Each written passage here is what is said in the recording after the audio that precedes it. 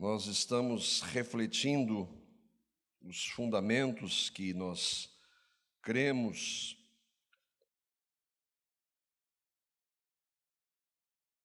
Eu tenho pensado sobre isso e às vezes nós conversamos, às vezes nos envolvemos em algumas discussões, né? E discussão nunca é bom, né? A palavra diz que nós devemos ter paciência com aqueles que às vezes não têm compreensão. Mas muitos irmãos não conseguem entender que as doutrinas da graça, elas não são apenas questões teológicas, questões para serem discutidas entre teólogos. Não, você crê assim, não é uma conversa de teólogos, de estudiosos. Não é isso. Envolve isso, mas não é só isso. Não é só uma diferença de opinião ou de interpretação, como se isso não tivesse implicação para a vida, para a realidade nossa. Há muitas implicações em crermos que nas doutrinas da graça, na soteriologia reformada, e às vezes entender de uma outra forma. Isso envolve, inclusive, pecados, justiça própria, ego, ansiedade. Às vezes, nesse momento que nós estamos vivendo e nesse ensino que nós estamos meditando, que começamos no domingo passado, envolve isso, medo, ansiedade.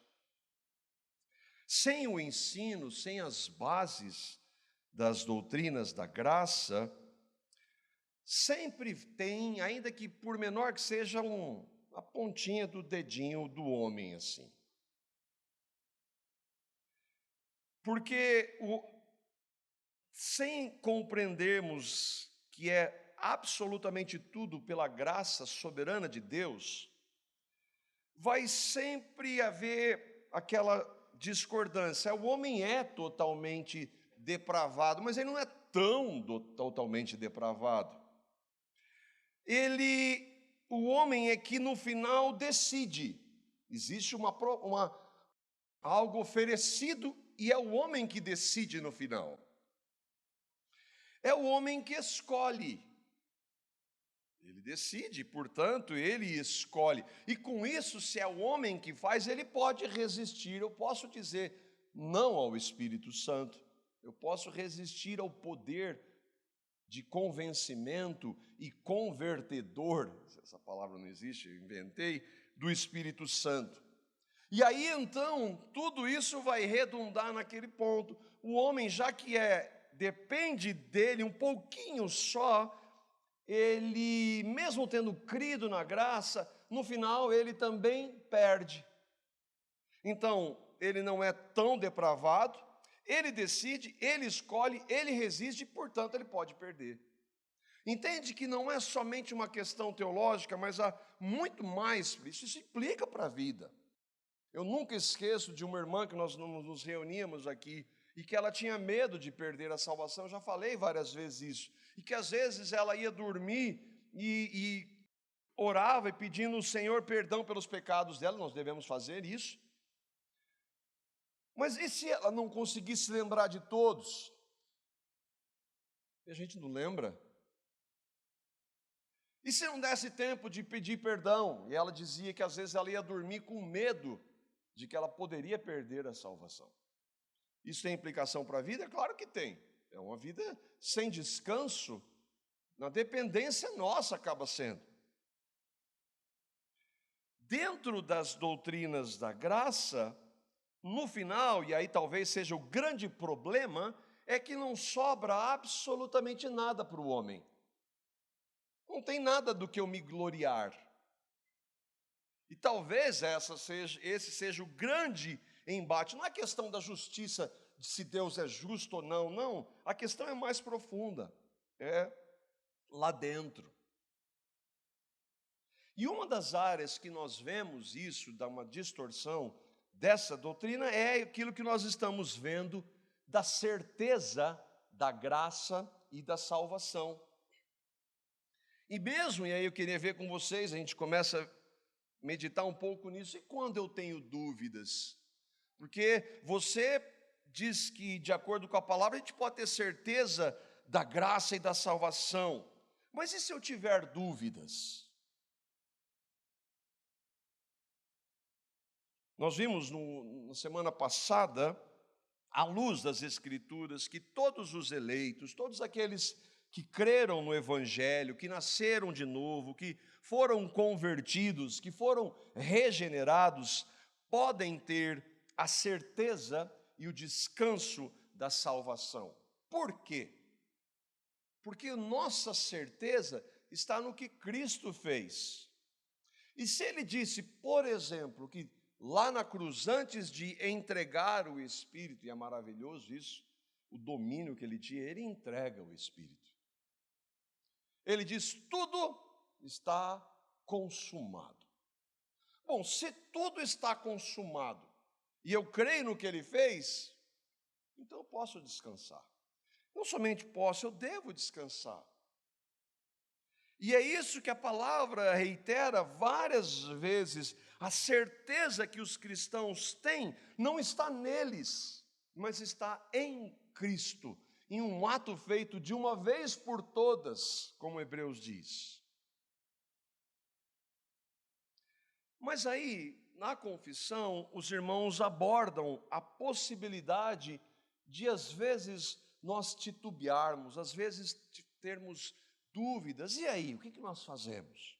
E lá diz no texto, e a gente entra aqui no texto, diz, esta certeza infalível de salvação, quer dizer, que a palavra de Deus nos garante, e todo aquele que creu em Cristo, como nós vimos, Jesus diz que o Pai der e for a Ele, tem a vida eterna. Se tem, não é vai ter, ou talvez tenha, é tem presente. A vida eterna, se é eterna, não se perde.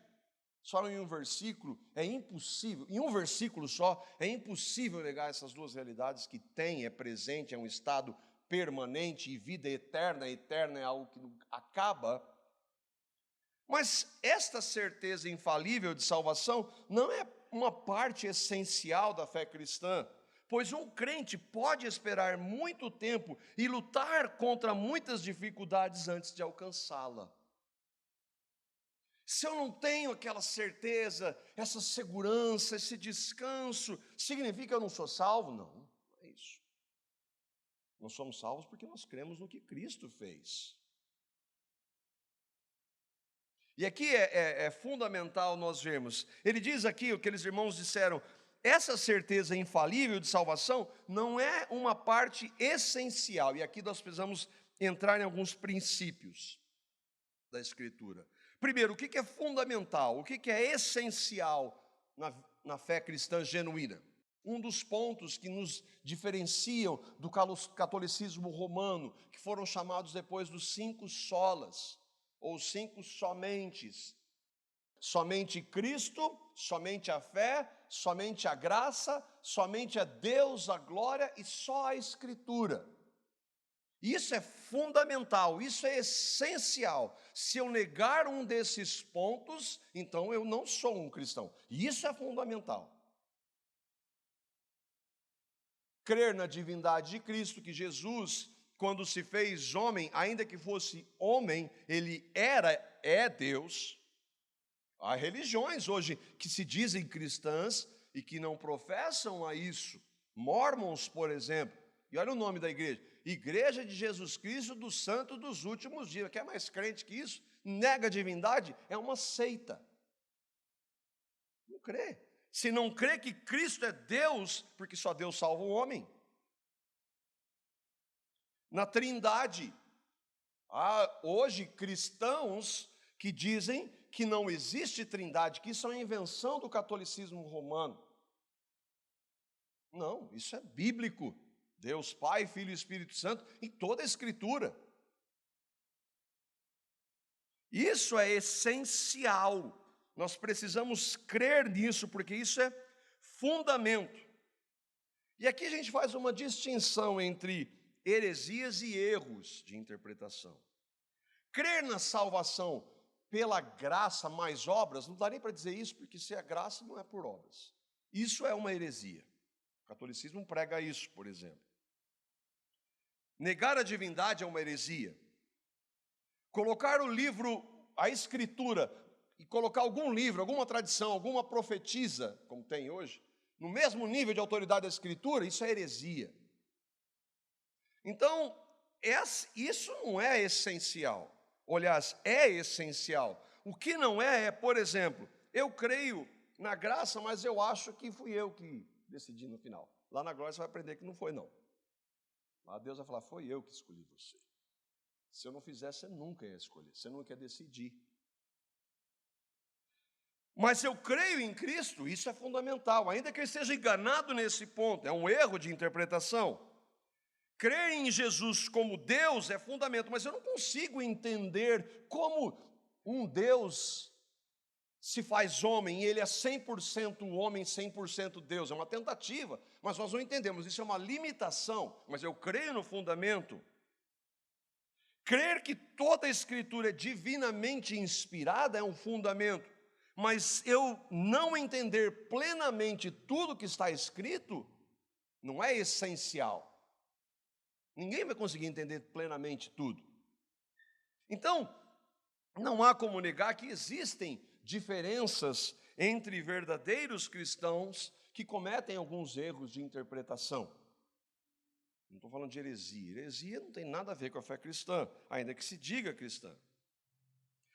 Sendo assim, então, que a confissão diz, se você creu no Evangelho, mas ainda não tem a certeza infalível da salvação, ou às vezes tem dúvidas, ou às vezes perde algumas batalhas para o pecado e aqui vem a acusação, nós temos um acusador, às vezes nós ficamos ansiosos, às vezes nós sofremos, temos questões e às vezes a gente perde aquele centro da alegria, que nós vamos dizer, da salvação. Isso não significa que eu não sou cristão e que eu vou ter sempre, a todo momento, a certeza inabalável. É claro que esse é o ideal, mas às vezes não acontece. E não é por causa de eu não ter certeza em um determinado momento é que eu não sou salvo. Eu sou salvo pelo que Cristo fez, não porque eu tenho certeza. Por isso, nós corremos ainda o risco de, em algum momento, e na história, há homens de Deus que tiveram essas lutas. Às vezes de duvidar, de lamentar. Lembrei agora de João Batista. Quando João Batista, que disse lá há pouco, eis o Cordeiro de Deus que tira o pecado do mundo, que Jesus disse que é um homem que nunca, igual ele, não pisou na terra. Quando ele está lá para morrer, ele pergunta se Jesus é mesmo aquele que viria, ele disse que não creu. Lógico que não. Ele creu, mas ele tinha um momento ali, ele estava para morrer, ele estava angustiado, ele é um homem pecador. E a gente podia pegar vários textos na palavra que mostram isso. Então é sim possível um crente, como diz aqui, esperar muito tempo e lutar com muitas dificuldades antes de descansar plenamente na segurança da salvação. Onde a gente vê isso? Em um dos textos que retrata um cristão, por assim dizer, é o Salmo 88. Nós vamos ler, eu só vou ler aqui o texto todo e nós vamos ver como há uma luta com esse irmão que um dia nós vamos conhecer lá na glória. Salmo 88 é um salmo de lamento e é considerado um dos mais tristes da Escritura. O autor é chamado, o nome dele é Emã, e olha o significado, cheio de fé e fiel. Mas aqui parece que não é nada disso quando ele está falando, escrevendo isso aqui. Ele era um levita, era alguém que professava o Senhor, nós vamos ver, mas olha a luta dele aqui. E eu quero usar esse exemplo para mostrar como é possível, às vezes, um cristão, porque ele cria no Messias, que viria, nós cremos no Messias que veio. E olha o que ele diz, versos 1 a 18, nós vamos andar aqui nesse texto um pouquinho. Olha só como é esse salmo. Ele diz, ó Senhor, meu Deus e Salvador, dia e noite na tua presença eu clamo a ti. Então aqui nós já sabemos, ele crê no Senhor como Deus e Salvador. Ele é então alguém que creu. Ouve a minha oração, escuta o meu grito pedindo socorro, pois as aflições que caíram sobre mim são tantas que já estou perto da morte. Não queria morrer, ele estava desesperado da vida. Paulo diz isso também em uma das suas cartas. Sou como aqueles que estão para morrer e já perdi todas as minhas forças. Estou abandonado no meio dos mortos, sou como os soldados mortos jogados nas covas. Sou como aqueles que foram completamente esquecidos por ti, que não têm mais a tua proteção. Mas ele disse, Senhor, Deus da minha salvação, outra versão diz. Então ele realmente cria, mas aqui ele está numa luta, numa angústia tão grande, que ele confessa isso. Tu me tiraste, tu Deus me tiraste do mundo dos mortos, lá do fundo da escuridão. A tua ira pesa sobre mim e as tuas ondas me esmagam. Nós não sabemos o que houve com ele. Por que ele está assim? O fato é que o texto está mostrando justamente isso, que ele está num momento de aflição, de angústia, de dor emocional, talvez física. Verso 8, tu fizeste com que os meus amigos me abandonassem e olhassem com nojo para mim. Sou como o preso que não pode escapar. Tenho sofrido tanto que quase já não enxergo, ó Senhor Deus. Dia após dia eu te chamo, levanto as mãos em oração. Será que fazes milagres em favor dos mortos? Será que eles se levantam e te louvam? Será que no mundo dos mortos se fala do teu amor? Será que naquele lugar de destruição se fala da tua fidelidade? Será que naquela escuridão são vistos todos os seus milagres? Olha, ele está falando da possibilidade da morte. Será que lá nós vamos ver? Ele cria nisso, que a palavra nos dá essa garantia. Mas não, ele está num momento de desespero aqui. Será que na terra do esquecimento se pode ver a tua fidelidade? Ó Senhor, eu te chamo pedindo ajuda. Todas as manhãs eu oro a ti. Porque me rejeitas, ó Senhor? Porque te escondes de mim? Olha o que ele está dizendo. Mas ele não cria. O texto disse no início, Senhor meu Deus e Salvador, da minha salvação. Quer dizer, ele estava numa luta angustiante, de colocar às vezes em xeque algumas questões. Deus rejeita os seus, irmãos? Não. Mas ele prova, ele testa, ele permite certas situações. Desde moço, versículo 15, tenho sofrido e estado perto da morte, ando esgotado com o peso dos teus castigos, a tua ira e o teu furor caem sobre mim, os teus ataques terríveis acabam comigo. O dia todo eles me cercam como uma enchente, eles me rodeiam por todos os lados. Tu fizeste com que os meus queridos e os meus vizinhos me abandonassem, e agora tenho como companhia a escuridão. Isso aqui não parece ser de um cristão, mas é. Ele está em desespero, sofrendo. E eu gosto muito, às vezes, o irmão Augusto Nicodemos, quando ele diz que quando Deus não detalha, por exemplo, ele não fala nada do que aconteceu com esse homem. É para que a gente possa se encontrar. É porque a minha aflição pode ser diferente da sua. Mas se a gente vê um homem de Deus sofrendo e aflito, significa que eu posso me encaixar aqui, você com a sua aflição, com a sua ansiedade, com a sua luta, pode se encaixar aqui. E por mais que haja lutas, e às vezes momentos de trevas, como ele diz, isso não nega o que Cristo fez se nós cremos nele. Porque, irmãos, esse mundo aqui é um vale de lágrimas, sim. No mundo a gente teria aflição, Jesus disse isso. E aqui é um retrato de alguém que creu no Senhor, mas que está em aflição. O ponto é que, mesmo um crente pode, eventualmente, se desesperar. Olha o que Davi, Salmo 51, versos 9 e 12, olha aqui, esse é um homem segundo o coração de Deus, hein? Esse salmo ele é fundamental para a teologia. É um dos textos que diz que nós nascemos em pecado. Mas olha os versículos 9 e 12, diz assim, Davi dizendo, Esconde o rosto dos meus pecados e apaga as minhas iniquidades. Ele está falando para o Senhor. Cria em mim um coração puro, ó Deus, e renova dentro em mim um espírito estável. Gostei dessa versão, estável. Não me expulses da tua presença, como se fosse Deus fizesse isso. Nem tires de mim o teu Espírito Santo, como se ele fizesse isso, ele não faz isso.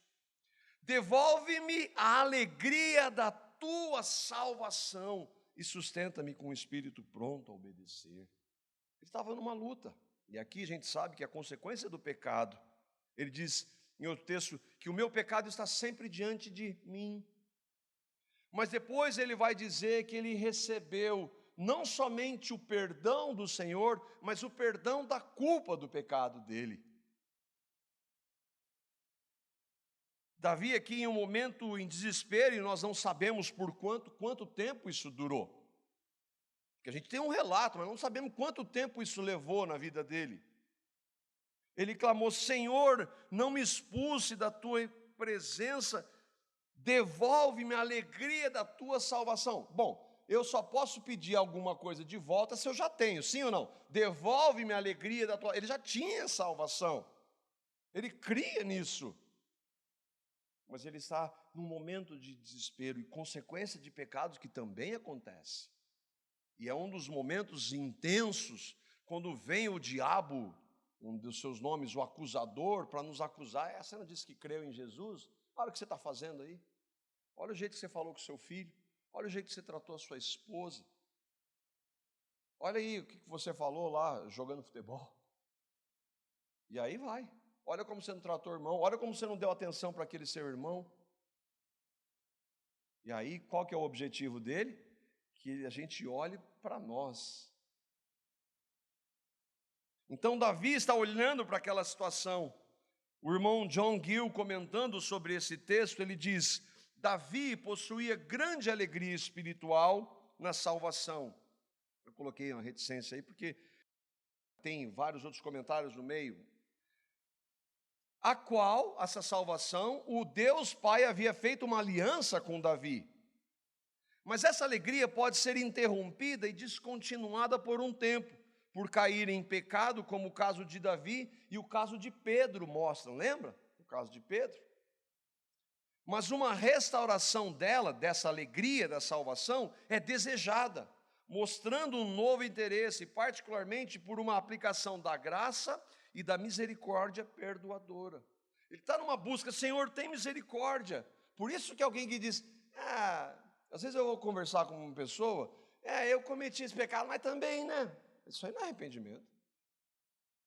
Mas também isso aqui, não, isso não é arrependimento, não.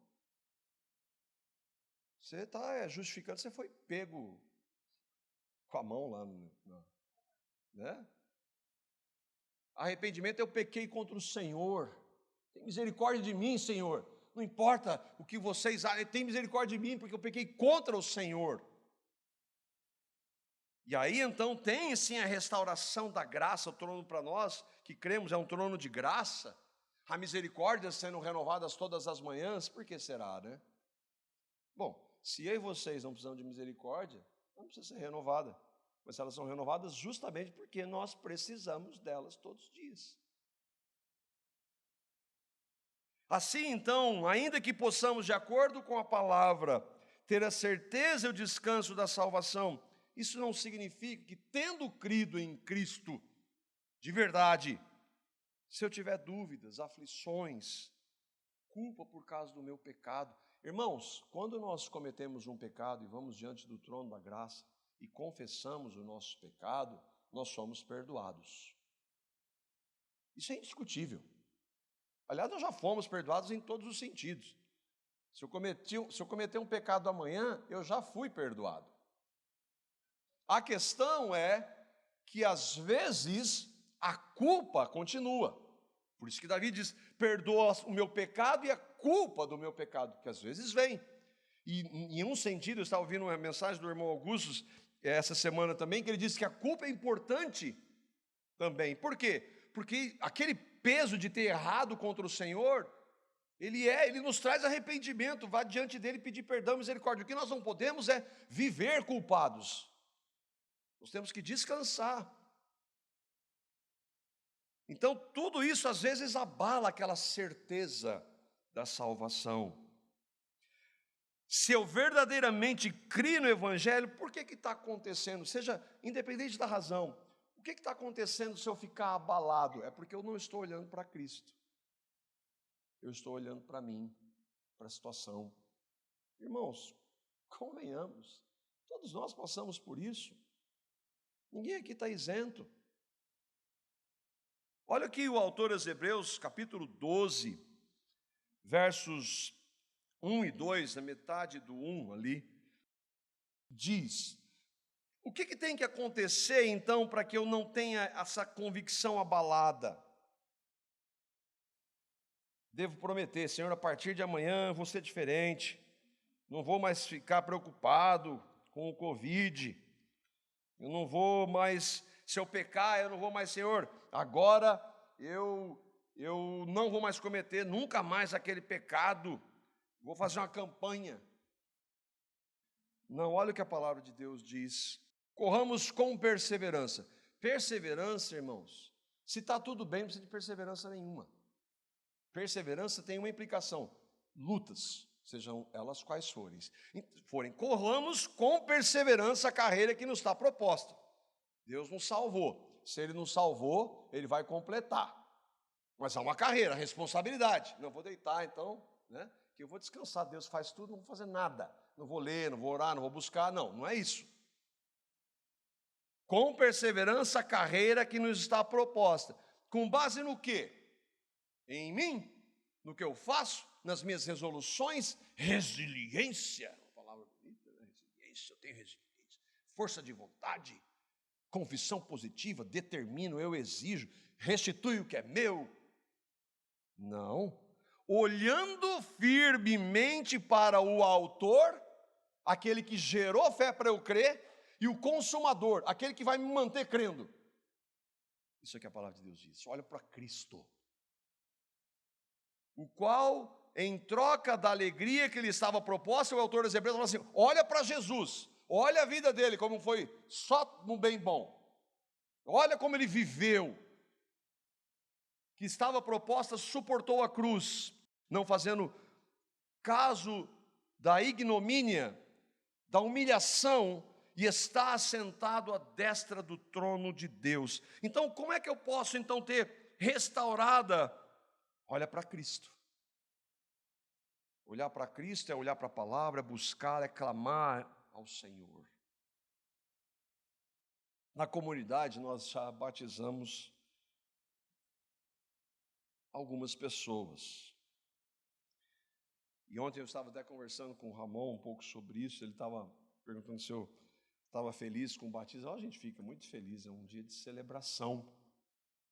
Mas eu lembrei de algumas situações de pessoas que nós batizamos, que professavam a Cristo, e que hoje estão vivendo na prática do pecado, abandonaram tudo. E não é assim, pouca coisa não. Vivendo na prática contumaz dos seus pecados. Foram batizados. Ontem nós batizamos 22. Quem está aqui que foi batizado ontem? Tem alguém? Ah, lá, tá. Aqui os irmãos. E para nós é uma alegria. E quando a gente recebe alguém e conversa, a gente crê, nós agora somos irmãos em Cristo. Não por causa do batismo, porque um dia vocês creram e foram batizados como evidência de que vocês creram.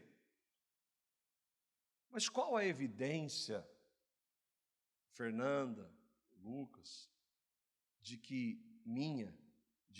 nós cremos de verdade no Evangelho? É se até o último dia da nossa vida aqui nós continuarmos crendo, continuarmos vivendo para Ele, buscando Ele. É muito, mas muito comum, é triste, muitos aqueles que professam que ouvem o Evangelho e que em algum lugar na caminhada vão evidenciar que por mais que confessassem, que fossem batizados, nunca creram. Isso serve de alerta para nós. A carta aos Hebreus é um alerta para nós. Ah, mas sou eu que mantenho? Não, o autor e o consumador é o Senhor. Sabe como é que eu tenho certeza de que eu creio nele? Ele vai me manter no caminho até o fim. Isso serve para cada um de nós que um dia professou a Cristo. Por quê? Ter a certeza, lá de volta para a confissão. Contudo, tem algumas pessoas que não têm essa convicção, que às vezes são abalados.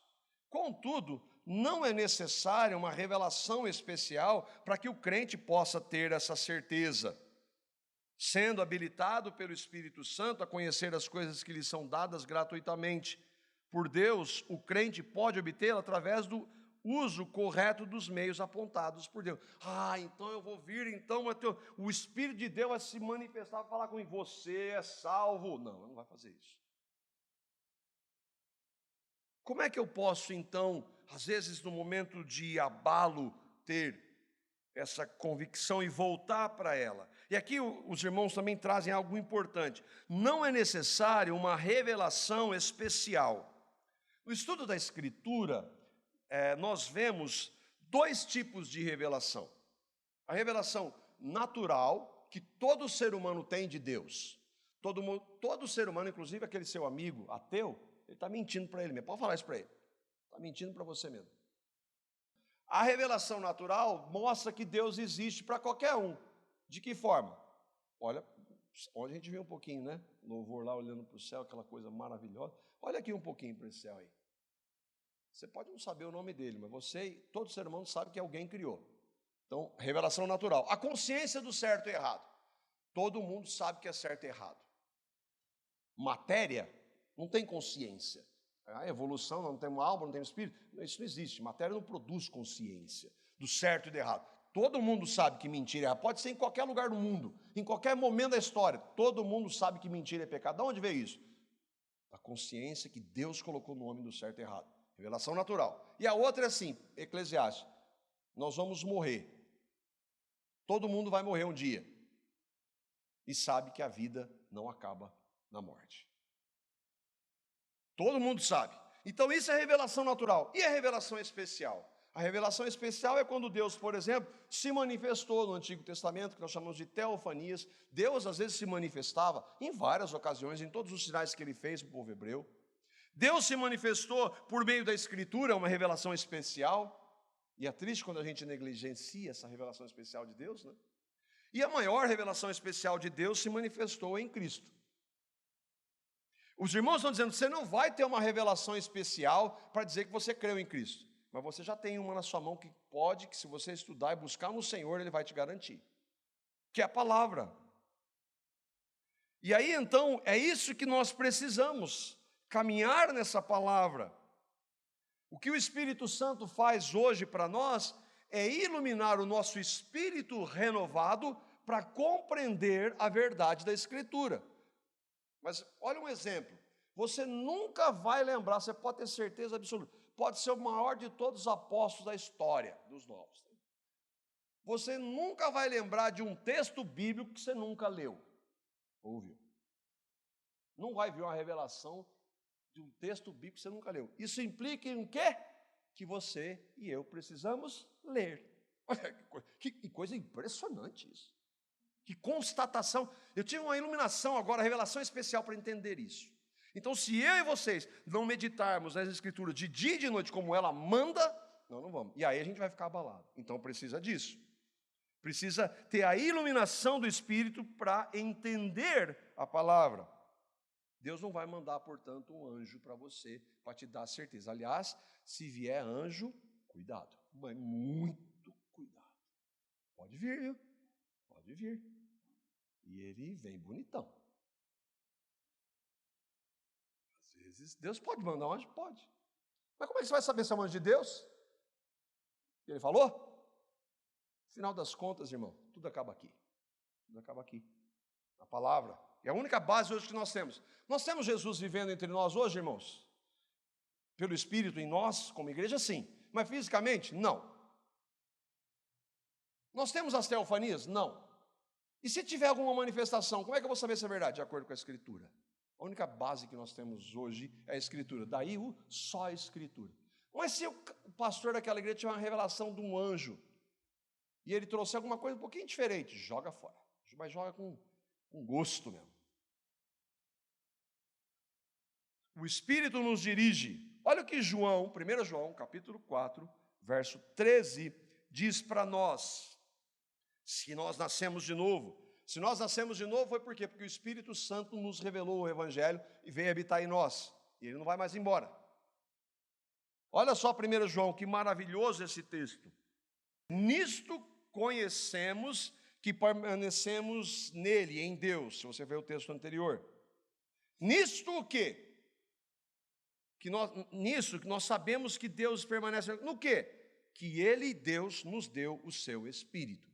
Quando que Ele deu? Quando nós cremos no Evangelho. Porque nós só cremos no Evangelho porque antes Ele nos deu o Espírito. Ele antes nos deu vida para nós podermos crer. Caso contrário, nós não creríamos. E aí então, o que nós podemos ver? Olha só. Tristemente, a maioria das pessoas rejeita Cristo. A professora disse que grande maioria é um pleonasmo vicioso. Guardei isso aqui para dizer que eu sei um pouquinho de português, né? Grande maioria está errado. Mas a maioria das pessoas que eu e vocês conhecemos, se nós cremos em Cristo, o que ela faz com o Evangelho? Rejeita. É verdade ou não é? É triste. É muito triste, mas é muito triste. Eu e vocês temos amigos e familiares que rejeitam o Evangelho. Mas por que eu e você cremos? Somos melhores? Entendemos? Temos uma capacidade melhor? Não, foi porque o Espírito Santo veio. E se o Espírito não tivesse revelado, nós seríamos iguais a todos os outros que não creem. Nós continuaríamos não crendo, não entendendo. E por que nós cremos?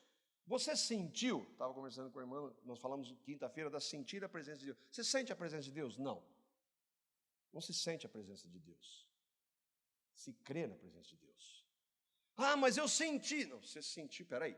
O fato de você sentir qualquer coisa não significa que é a presença de Deus. Agora, estou dizendo que a gente não pode se emocionar, se alegrar. Sim, claro, nós somos seres assim. Mas isso não é a base. Então, se você e hoje temos o Espírito, nós vimos o Espírito Santo, como João viu o Espírito descendo sobre Jesus, você viu? Não. Você sentiu? Senti, de que eu creio no Evangelho, senti um arrepio. Eu posso ter me arrepiado quando eu creio no Evangelho? Não tem problema nenhum. Mas foi um arrepio que me levou a crer no Evangelho? Não. Você tocou? Como João disse, nós tocamos Deus. Ele tocou Jesus, você está falando. Você tocou? Não. Tem vídeo? Eu tive um sonho. Não. Espera aí. Foi para a palavra? Nada disso nos garante. O que nos garante, irmãos? Que o Espírito habita em nós? A palavra que o Espírito inspirou. É isso. Do ponto de vista humano, vocês creem num livro. Tudo isso é subjetivo. Mas do ponto de vista real de Deus, isso é tão real quanto nós estamos aqui hoje. Mas é base na palavra. De concreto é o que nós temos na Escritura. Se cremos hoje no Evangelho é porque a Bíblia diz. A Bíblia é Deus falando pelo Espírito Santo, ainda que hajam uns aí que estão dizendo o contrário. E o mesmo Espírito que inspirou a Escritura, isso é maravilhoso, irmãos. O mesmo Espírito que inspirou a Escritura, o mesmo Espírito que estava na criação, é o Espírito que habita em nós que cremos hoje. Ele permanece em nós, João diz. Mais uma certeza. Ele permanece em nós apesar de nós. Os irmãos continuam. Portanto, todo cristão tem o dever de procurar confirmar a sua vocação e eleição, com toda diligência, para que o seu coração possa dilatar-se em paz e alegria no Espírito Santo, em amor, em grande e gratidão a Deus, em vigor e ânimo para os deveres de obediência. Tais são os frutos naturais dessa certeza, a qual está longe de inclinar os homens para o relaxamento. Não, eu creio na graça, mas aqui esse negócio de igreja, isso é coisa de legalista, então eu vou ficar em casa. Tem gente dizendo isso hoje. Isso é uma distorção da Escritura. Ele está dizendo assim, é o Espírito Santo, mas tem então que todo cristão deve procurar confirmar. E o que é se procurar confirmar? Nós falamos isso semana passada. Você lê a palavra? Você tem contato com a Escritura? Você fala com o Senhor? Ora. Você congrega com os irmãos, com a igreja? Você tem alegria na palavra? Alegria em estar com os irmãos? Você deseja obedecer a palavra quando ele diz que você deve fazer algo ou não fazer? Você tem esse desejo? Você se entristece quando você desobedece? Você se arrepende? Você confessa? Isso é evidência da habitação do Espírito. Se não tem nada disso, você não crê no Evangelho coisa nenhuma. Você tem uma ideia vaga. E é pior, se você ouvir o Evangelho, a sua condenação vai ser mais severa do que aqueles que não ouviram. Paulo diz isso em Romanos, capítulo 2. Agora, se há isso, se tem tudo isso aí, não fomos eu e vocês produzindo, foi o Espírito Santo de Deus. Irmãos, quantas vezes nós já não ouvimos aqui, vocês ouviram, de que a gente tem que buscar os meios da graça para andar com Deus. Quantas vezes vocês estão cansados de ouvir isso? E aí você vai ser o quê? Aquele ouvinte, não praticante? Isso é responsabilidade minha e sua. Não vem pelo nosso poder, vem pelo Espírito. Então, Senhor, se eu não faço nada disso, Senhor, me ajuda. Eu creio no Evangelho, me leva a buscar o Senhor.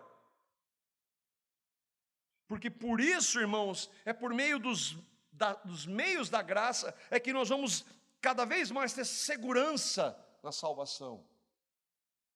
Olha que os irmãos da confissão dizem para aqueles que, não, isso aí é lei, você pode ficar lendo, eles vão, e assim, a ladeira abaixo. Olha o que Paulo diz para esses, Romanos capítulo 6, versos 1 e 2, que um texto que os irmãos da confissão utilizam. Que diremos então? Continuaremos pecando para que a graça aumente, para aqueles que pensam que a graça, né? Então vou pecar, né, que a graça. E Paulo diz, de maneira nenhuma. Quem creu no Evangelho jamais pensa nisso. E aí, mas não é aquele pecado, não é. O pecado de não meditar na Escritura, o pecado de não orar, o pecado de não estar com a igreja, tudo isso. Nós precisamos refletir sobre isso. Não estou dizendo que não haja lutas, que às vezes nós não passemos ou soframos derrotas, isso acontece, eu não estou dizendo perfeição, mas há um desejo nisso. Quando você está ouvindo agora isso, você fala, que bobagem. Eu falo, é verdade, Senhor, tem misericórdia, eu tenho falhado aqui, me ajuda, Senhor. E um dos textos nós terminamos aqui, que é mais maravilhoso para mim em relação à santificação, é o texto de Tito, capítulo 2, versos 11 a 14, para eu ter certeza. Todos esses são sinais, irmãos. Os meios da graça são sinais, são evidências de que nós cremos. Nenhum de nós, entendamos, nenhum de nós vai viver perfeitamente isso. Todos nós vamos ter lutas nessas áreas, não estou falando isso. Mas se não há nada disso, a pessoa se professa cristã, não creu no Evangelho. Tito, capítulo 2, versos 11 a 14. Olha o que o apóstolo Paulo está dizendo aqui. E olha que maravilhoso, quando nós cremos na graça, na habitação do Espírito Santo, o que essa habitação e a comunhão produz? Olha só. Porque a graça de Deus se manifestou salvadora a todos os homens de todos os tempos, de todas as línguas, povos, nações. Essa graça, que se manifestou em Cristo, nos ensina. Então, a graça de Deus nos ensina. Se manifestou quem creu na graça, regenerado, tem o Espírito Santo. Agora o Espírito Santo me dirige. Me ensina o quê? Nos ensina a renunciar à impiedade. Impiedade é pecado. Impiedade, pecaminosidade. Viver na prática do pecado. Ela nos ensina a renunciar à impiedade. E esse ensinar aí não somente é ensinar, eu vou ensinar você como você faz e você vai embora fazer. Não, esse ensinar é um ensinar capacitador, desde que a gente ande com ele. Ela nos ensina a abandonar as paixões mundanas da carne. O que é isso? As obras da carne. Gálatas capítulo 5, veja lá. Você não precisa ler nada, é só você olhar na sua vida de vez em quando. ela nos ensina a renunciar e abandonar isso. E a viver, por outro lado, eu me separo, por outro eu vou viver uma vida sensata, justa e piedosa neste mundo, neste século. Vida santa é uma vida separada do pecado, é uma vida mas só vai acontecer se nós tivermos comunhão com o Senhor. Versículo 13. Enquanto Jesus não vem, nós vamos viver desse jeito, é isso que ele está falando. Enquanto nós vamos renunciando isso, a graça nos capacita, nos ensina, nos capacita a abandonar o pecado e a viver de maneira santa, enquanto a gente aguarda que Jesus venha logo para acabar com tudo isso aqui, para a gente estar com ele, não ter mais pecado. Nem diabo, nem carne, nada. Bem-aventurada esperança, que bendita, a gloriosa manifestação do nosso grande Deus e Salvador. Essa é a nossa esperança. Versículo 14. Ele se entregou por nós, por isso que é graça, a fim de nos remir de toda a maldade e purificar para si mesmo um povo particularmente seu, dedicado à prática das boas obras. Então eu creio no que Cristo fez, o Espírito Santo habita. Qual é a evidência? Viver para Ele. Nunca perfeitamente, mas um desejo há. E se eu erro, eu vou diante dele e clamo misericórdia. Se você, pela graça, vê esses sinais na sua vida, eu não estou dando essa garantia para você. Se você creu no que Cristo fez, não se paute no que eu estou dizendo. Mas se você crê nisso, se você tem esse caminhar, eu e você estamos no mesmo time. A Bíblia diz que é assim, ela é a garantia de que nós cremos. Não é o nosso sentimento. Não é quando nós acertamos sempre, ninguém acerta. Não é às vezes aquele momento de luta, de angústia, e que será? Não, é o que a palavra de Deus nos garante. O que nós podemos aplicar? Primeiro de tudo, e é essencial, é fundamental, você teve uma compreensão do Evangelho, você ouviu na Bíblia que você é um pecador, e é muito pecador. Muito, eu não consigo dizer tão quanto muito eu e vocês somos. Nós nascemos em pecado, cometemos muitos pecados. Você viu isso, se você reconheceu que você é um pecador, sabe por quê? Porque o Espírito de Deus mostrou. Porque se você não tivesse o Espírito de Deus, você ia se justificar dizendo que não é tão bom assim, você ia sempre se comparar com aquele outro. Mas se você reconheceu, então já é ação do Espírito. O mesmo Espírito que mostrou para nós que nós somos pecadores, mostrou que Deus amou pecadores como nós, que deu seu Filho sem pecado. E Ele veio na cruz para nos salvar. E na cruz Ele morreu por nós, na cruz Ele nos fez morrer, na cruz Ele derramou seu sangue para nos perdoar, e Ele não ficou na sepultura, Ele ressuscitou para nos dar uma nova vida. Você crê nisso? Eu tenho certeza disso. Eu creio no que Cristo fez. Se você crê, só crê pela revelação, então você pode ter certeza. Porque a Bíblia diz, que a palavra inspirada pelo Espírito que nos levou a crer, diz. Mas às vezes a gente se sente acusado, em dúvida. O que eu vou fazer? Ande com o Senhor, busque o Senhor, pelos meios da graça. Nós precisamos olhar para Ele, andar com Ele, ouvi-lo, caminhar com aqueles outros irmãos. Ontem o Danilo usou algumas expressões tão legais ontem.